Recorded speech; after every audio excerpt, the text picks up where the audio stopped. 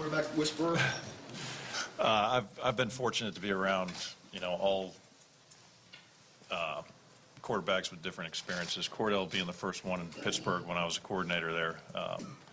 We had success with Cordell, and again, my philosophy is it's about building the system around the players, starting at that position, which is critical. But it pertains to all of them. But the quarterback position is the one that you can't force feed a system on anybody and expect good results back. And we built it around Cordell back in 2001. We won 14 games with Cordell. The next year, we had to make a change to Tommy Maddox. Tommy had been out of football for 5 years selling life insurance. We had the ability, again, I'm saying we as a staff, we had to adjust quickly to Tommy's abilities, and we won. Again, we had a good season behind a different quarterback, a different style of quarterback, and again, just my most recent was with Matt. Being the third pick of the draft, very similar to Marcus here, starting as a rookie. So I've had experience with young guys. I don't know if it's horse whisper, but whatever it is, I've had some success with these guys. Mike, as a head coach, you've had 2 first-round quarterbacks, both in Buffalo and Jacksonville, neither of whom ended up living up to the franchise quarterback title. Why is Marcus going to be different? I think you've seen it already. You've seen a year, really a challenging year for Marcus with all the things that he got to see. I mean, the coaching change, the injuries, the teams the opponents we were playing against. He had quite a year, and you never saw it really affect his play. I can see the arrow going definitely up with Marcus, but for what he showed for 1 year, those other guys had those chances, and they did not show that. And even as many times as you try to make it work, it did not work. And Marcus has shown it and really showed it from the start. John, about you of your experience in New England obviously speaks for itself, but talk about the couple of years in Tampa taking over in a similar situation where you Yeah, it's again, I thanked Jason initially, but I was really exposed in New England. I'll backtrack. I was really most specifically on the college side as the college director there. So my duties there were to organize all the scouting of the college players in preparation for the draft and rookie free agency.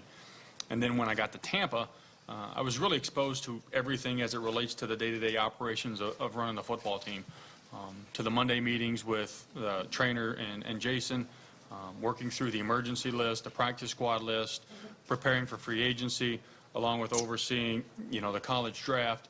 It really opened my eyes to everything that goes on a day-to-day basis, on a weekly basis, and on a monthly basis, that an NFL team has to prep for. From your time in Buffalo and the time in Jacksonville that maybe you will change or have differently in year 3? I think there's subtle changes. I think our team saw that this year. Again, and you guys asked me that question earlier when I got this. I obviously, with the experience, you get a chance to look back and saw what's pertinent to winning and not winning, and what's important to you. And I think these players saw that. Some of these guys had been with me before. Harry, obviously, Douglas in Atlanta knew my style, even there. But I think there's nothing drastic about what I've changed. But I think the players see every day that I come in here. They see how important it is for me that they have success, and they know I want them to be successful, and I'm trying to do whatever I can to get the success out of them. And I think they see that every day. Mikey, fans and PSL holders and things alike, they do look at that record, and even the record is an approach, fair or not, and may have at least a little bit of a cautious reaction to you being hired. What is your feeling and reaction to the fans right now? No, I understand their feelings completely. All I ask is they give us a chance. I think that's very important, that they give us a chance, give John and I a chance to build a roster that they can be proud of and the city can be proud of. There's going to be changes. It's not the same old from last year. 2015 is over, okay? 2012 is over. 2004 and 5 are over. I'm talking about the now, okay? I'm not talking about the past, okay? There's going to be changes for this team to go in the right direction. John, obviously this is a dream job for you, being one of 32. How important is it that it's in this state? It's pretty special. Yeah, it's pretty special. Growing up 2.5 hours west of here, it's to be able to come home and be a part of an organization, you know, the home state team, and it's pretty special. So you don't see it as daunting, the fact that the team has struggled 5-27 the last 2 years, and questions about potential sale of this team in the future? There's no question about a potential sale of this team in the future. The team is not for sale. It's never been for sale.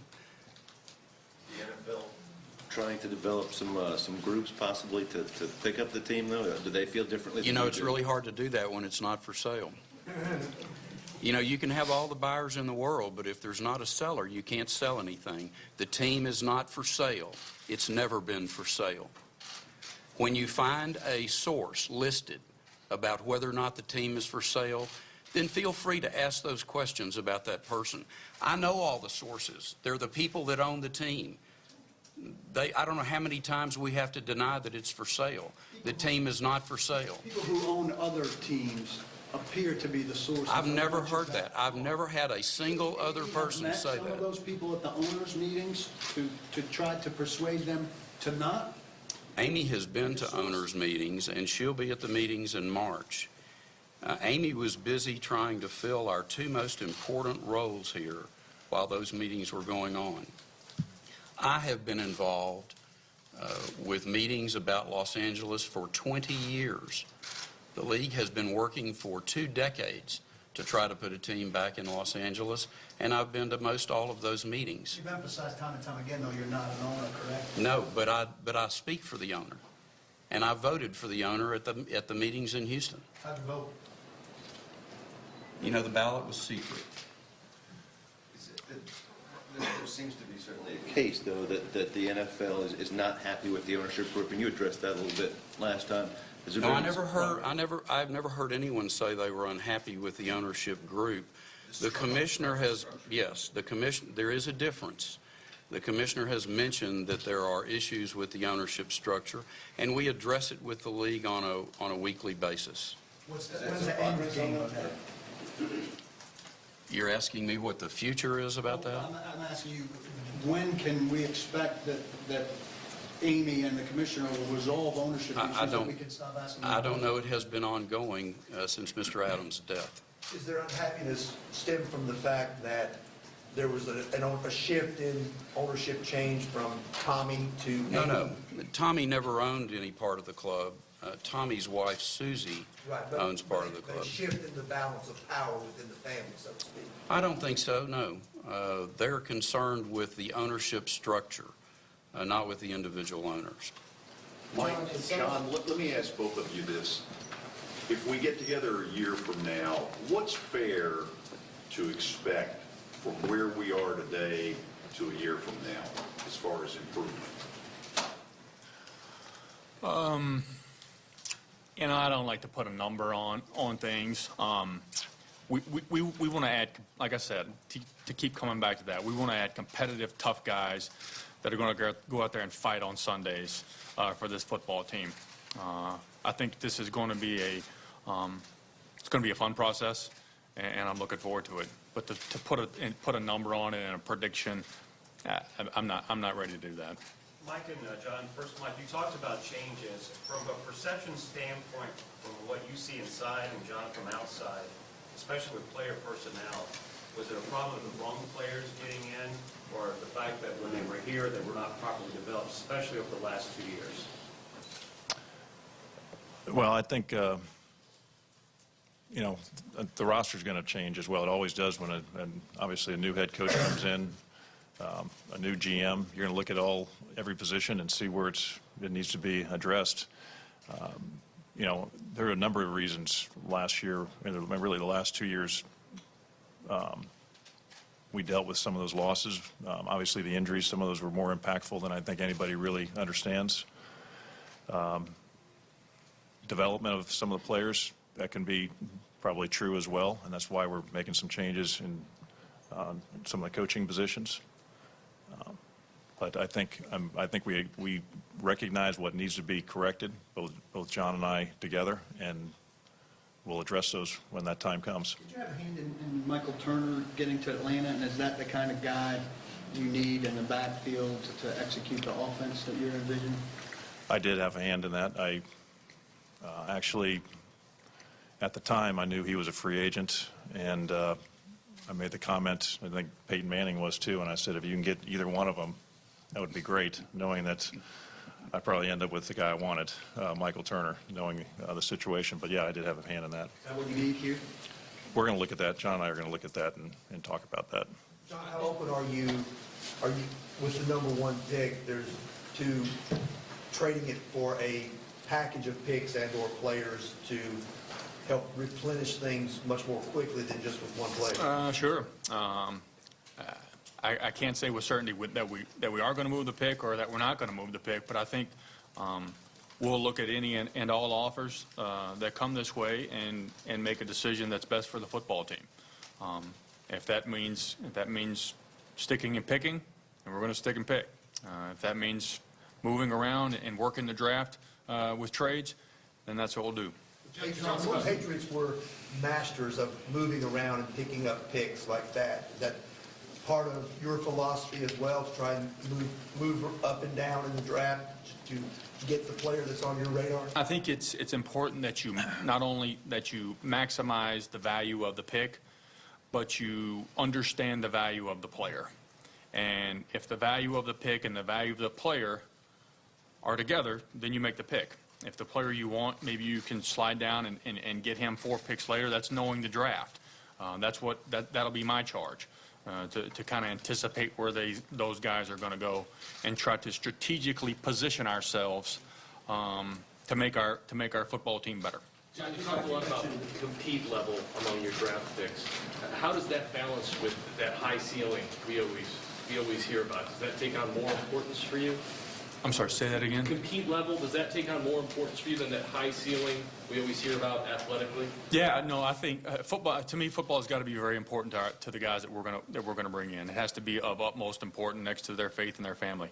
And I think guys, certainly the balance of guys who are competitive and who are athletic, those are the guys that are usually playing the Pro Bowl. So. Competitiveness and athleticism, sure. I think we don't want. I don't think we want to add a bunch of projects to the team. I think we want to add guys that are going to buy into Mike and I's philosophy. Mike, I know you have a roster still to be built up, but in an ideal Mike Mularkey world, knowing what you have, starting with Mariota, what's your offense look like? Oh, it's built, I think if you've seen it, really Atlanta and Pittsburgh, where I've been, my longest stays, there's a lot of deception, trying to make defenses think, and if they are, they're not reacting quickly. It's a balanced offense, I can tell you that. But can go either way based on the situation in the game. It's not a high tempo like Philly, but it's very user friendly. We'll be able to get in and out of the huddle, I think, quicker than we have these last couple of years. It's the terminology is been condensed to, first of all, help the quarterback, which I help in Marcus's case is I think critical, but it allows us to play at a good tempo, a good speed, and then it's change up of, I'm not going to give our hand away. I think people in the league know that they're going to have to do their homework when they play against our offense. So you're throwing out the old play. It's not a drastic. This offense that's been here the last 2 years went in a different direction, somewhat as mine did when we put this together back in 2001. They've gone their different ways for whatever reason. Mine, wherever I've been there, I've been in other offenses. I've thought this is a better idea than mine. I'm going to institute that and put it in there, and so mine's evolved a different way too. But I just think, and it also allows new players to come in, pick it up rather quickly, and but it is difficult to defend.